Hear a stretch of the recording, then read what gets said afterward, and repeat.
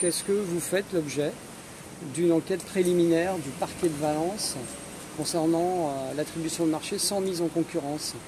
Je l'ai lu comme vous, donc voilà, j'ai pas plus d'informations que vous sur ce sujet. Et par cette convocation pour l'instant? Non, non. À une sûr, audition. La fête des Tuiles, c'est un événement populaire, majeur, qui crée des ponts au sein de la ville, crée des ponts au sein de la métropole. Et cet événement populaire, on sait depuis le début, depuis sa première année, il est attaqué par des gens qui préfèrent ériger des murs. Et donc cette attaque-là, voilà, on sait qu'elle est là depuis le début.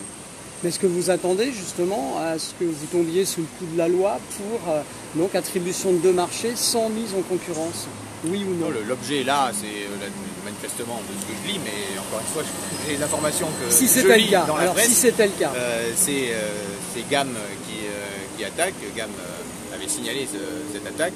Derrière, on sait qui c'est. Hein. C'est quelqu'un qui est exposé et qui lui-même attaqué pour des propos racistes et de diffamation, qui est malade de procédure, puisque des attaques on en a régulièrement, on est inondé de courriers, d'ailleurs pas que nous, c'est assez large, et qui est proche de nos adversaires politiques, et quelque part il y a aussi cette logique de peut-être parfois vouloir, en tout cas dans cette dimension-là, vouloir refaire au prétoire ce qu'ils ont perdu dans les urnes. En général, la Chambre régionale des comptes consulte les collectivités après, non, il y a une procédure. Là, sur la Chambre régionale des comptes, c'est autre chose, puisque là, on a, comme vous le savez, un audit, mais là, il audite 200 maires par an, et donc dans une procédure qui est claire, et donc qui suit son cours, mais qui est décalée par rapport à cette temporalité-là. Non, parce qu'apparemment, selon les informations de nos confrères du Dauphiné... là, je n'en sais pas plus que vous, donc je vous laisse vos commentaires, puisque là-dessus, je n'en sais pas plus que vous. Mais est-ce que vous vous attendez, pour contourner encore une fois la question, on la retourner, est-ce que vous attendez à ce qu'on trouve des irrégularités s'il y a enquête? Ah non, non, après, voilà. Nous sommes là sur le fond du dossier. De création artistique. Et cette création artistique, c'est la procédure qui a été suivie, qui suit une démarche. Et de l'autre côté, quand c'est des prestations de services pour plein de choses qu'achète la ville tous les jours, il y a le code des marchés publics qui suit une autre procédure. Donc la procédure qui a été suivie, c'est la procédure de création artistique, comme on le fait sur autre chose, comme je sais pas, le 14 juillet.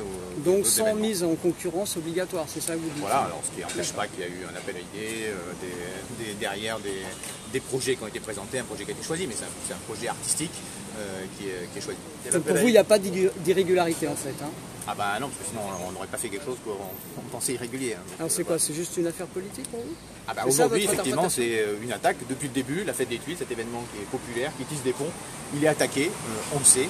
Cette volonté de se réapproprier l'espace public, de mettre en exergue cette histoire grenobloise, et d'attaquer politiquement depuis le début, et ça continue. Donc on est dans cette logique-là, effectivement. Est-ce que vous pouvez nous parler de l'association justement qui pourrait faire l'objet justement de favoritisme Fusée? Quelle est cette association? C'est une association qui a produit ce spectacle participatif et qui a créé cet événement, une partie de l'événement, puisque la fête des Tuiles, la partie qui est manifestement identifiée dans ce que je peux lire dans la presse, c'est un bout de la fête des Tuiles. Donc c'est pas des gens que vous connaissez bien? Ah non. Voilà. Et qui ne s'occupent plus de la fête des Tuiles désormais? Ça fait partie. Non, depuis effectivement, ça c'était l'ancienne version de la fête des Tuiles. En 2017, on a changé de format. Et donc on est maintenant sur une fête des Tuiles qui continue à avoir une composante artistique et qui est différente. Et vous avez remplacé l'appel à idées du départ par des appels d'offres? Non, la prestation artistique ne passe pas par des appels d'offres.